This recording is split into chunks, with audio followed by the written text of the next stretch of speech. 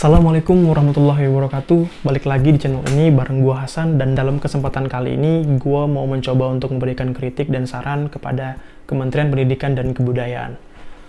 Jadi pada tahun 2019 yang lalu, Kementerian Pendidikan dan Kebudayaan ini meluncurkan sebuah program yang luar biasa, yakni Kampus Merdeka, di mana di dalamnya terdapat 4 kebijakan baru yang dibuat. Pertama tentang pembukaan program studi baru, yang kedua tentang akreditasi perguruan tinggi, terus perguruan tinggi negeri berbadan hukum, dan yang terakhir itu hak belajar 3 semester di luar program studi.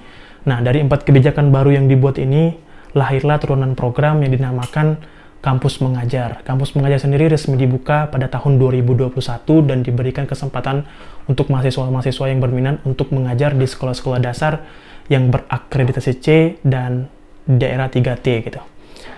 Secara gamblang sebenarnya bisa kita lihat bahwa program-program yang dibuat itu bagus, baik untuk peningkatan kampus-kampus di Indonesia atau peningkatan kualitas kampus di Indonesia, juga peningkatan sumber daya manusia yang ada di Indonesia.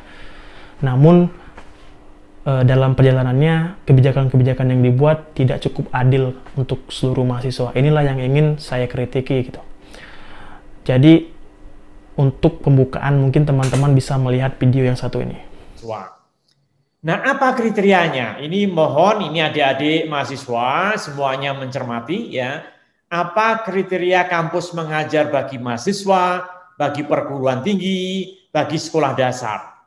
Bagi mahasiswa perlu diingat ini adalah semester S1, ini minimal semester 5.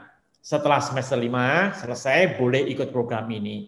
IPK-nya minimal 3 ya dari skala 4. Asal PT-nya bagaimana? Minimal akreditasi institusinya B, akreditasi prodi minimal adalah B ya.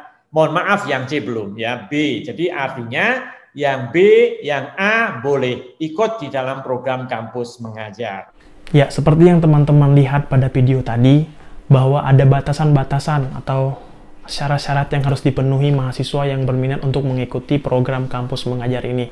Di antaranya yang tidak masuk akal adalah mahasiswa harus berasal dari kampus dengan akreditasi B dan juga program studinya juga harus B.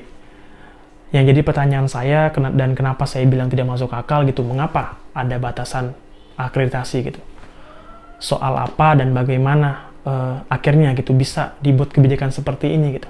Apakah ini masalah kuantitas kah atau masalah kualitas kah atau bagaimana gitu?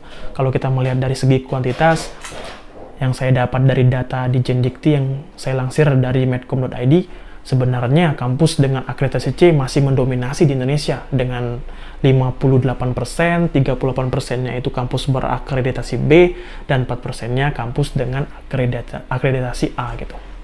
Melihat dari kualitas, harusnya diberikanlah kesempatan juga untuk teman-teman yang ibaratnya lebih dominan di sini gitu, berasal dari kampus-kampus yang berakreditasi C gitu, seperti saya gitu. Kenapa kami tidak diberikan kesempatan yang sama gitu? Atau mungkin alasan yang kedua itu soal kualitas gitu.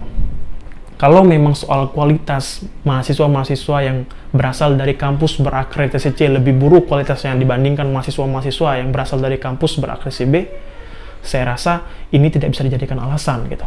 Karena kita ketahui bersama di kampus itu kita cuma dapat 25% sampai 30% pelajaran, dan 70%-nya kita bisa belajar sendiri secara independen lah di rumah gitu. Mereka mencari tahu sendiri, belajar sendiri sekitar 70%, karena penjelasan dari dosen pun kita tidak disuapin seperti pada saat SMA gitu.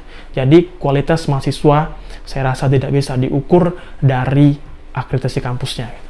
Apalagi untuk informasi juga untuk teman-teman bahwa ini diwajibkan, atau bukan diwajibkan sih, minimal mahasiswa itu harus semester 5 gitu kan. Ketika semester 5 ya kita tahu lah gitu. Kualitas mahasiswanya sudah lebih baik mulai dari berorganisasi sampai dengan pengembangan pengabdian masyarakat gitu. Jadi tidak bisa diukur dari kualitas. Kualitas mahasiswa itu tidak mungkin lah bisa disamakan dengan akreditasi kampusnya gitu. Bisa saja mereka berkembang di sini. Oke lah, misalkan kita ambil jalan tengah gitu. Misalkan memang kualitas dari mahasiswa berakreditasi C ini jelek, kenapa tidak dibuktikan saja dengan tes-tes tertentu gitu? Karena yang menjadikan lebih tidak masuk akal adalah ketika mahasiswa ini lulus dari tahap seleksi, nanti dibekali dengan bekal yang sama gitu.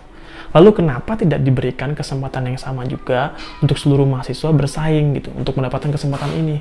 Ini jangankan untuk bersaing gitu kan, untuk ikut bersaing saja tidak diberikan kesempatan gitu.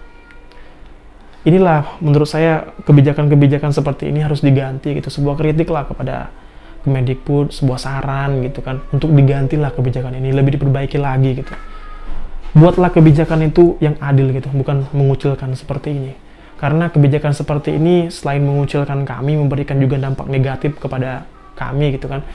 Kami merasa seperti dikucilkan, terus juga dampak negatifnya adalah bagaimana dengan tujuan kalian sendiri gitu. Tujuan kalian membuat program kampus mengajar ini kan untuk memberikan kesempatan kepada seluruh mahasiswa. Tapi mengapa cuma mahasiswa tertentu yang diberi kesempatan gitu? Mengapa cuma mahasiswa-mahasiswa yang berasal dari kampus berakreditasi B atau di atasnya? Bagaimana dengan nasib-nasib kami ini gitu yang berakreditasi C atau berasal dari akreditasi C ini gitu. Jadi saran lagi gitu untuk pemerintah lebih diteliti lagi ketika membuat kebijakan gitu. Jangan membuat kebijakan yang mengucilkan seperti ini gitu. Berikanlah kesempatan yang merata gitu. Berikan kami ruang untuk bersaing gitu dengan teman-teman kami yang lain yang berasal dari kampus berakreditasi B atau di atasnya itu gitu. Jangan batasi seperti ini gitu. Ya, mungkin itu saja sih yang ingin saya sampaikan kepada Kementerian Pendidikan dan Kebudayaan. Ya, semoga saja sampai kepada mereka dan mereka melihat apa aspirasi kami, terutama mahasiswa-mahasiswa yang berakreditasi C ini gitu. Tolonglah, sekali lagi tolong gitu diberikan kesempatan yang sama gitu. Oke, mungkin sekian video dari saya. Semoga cukup jelas dan tersampaikan gitu apa yang ingin saya sampaikan, dan semoga ini bisa jadi pertimbangan untuk membuat kebijakan-kebijakan yang lebih adil lagi gitu untuk seluruh mahasiswa di Indonesia. Terima kasih.